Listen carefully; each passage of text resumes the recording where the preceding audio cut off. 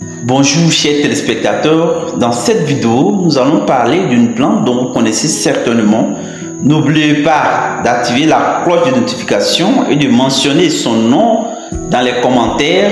Je serai curieux de le savoir. Il s'agit de l'aloe vera.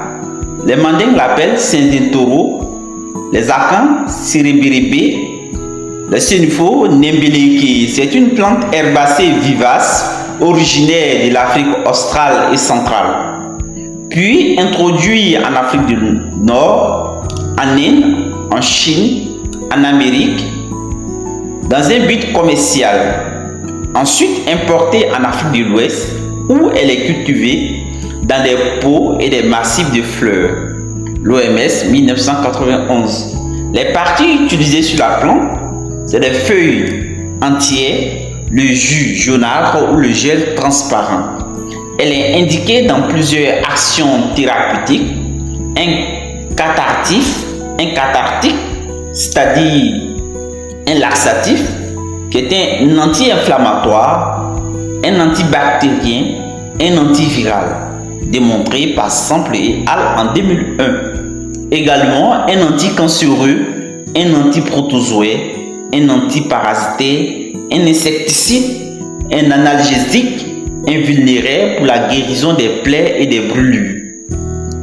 Indication thérapeutique, indiquée dans le cas de brûlures, de dermatites, de douleurs kystiques, de rhume, de tuberculose, de gonorrhée, c'est-à-dire présence de pus au niveau du sexe, en cas d'asthme, de dysenterie, d'infections fongiques telles que les tailles, de diabète, de maux de tête, démontré par l'OMS en 1991.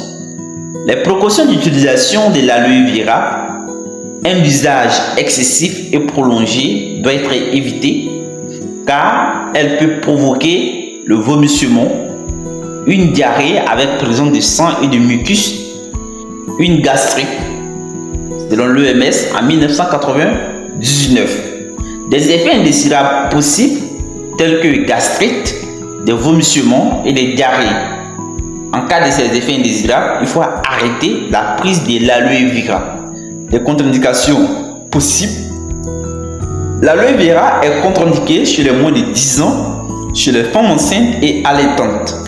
En cas d'obstruction intestinale ou une sténose, c'est-à-dire qu'il y a un rétrécissement de la lumière de l'intestin, ou bien en cas d'occlusion, un blocage au niveau de l'intestin.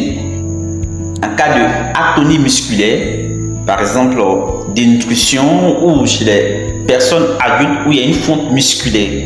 En cas de déshydratation sévère avec perte électrolytique. En cas de constipation chronique ou colopathie fonctionnelle. Le dosage et la forme sur laquelle vous devez prendre l'aloe vera. 1.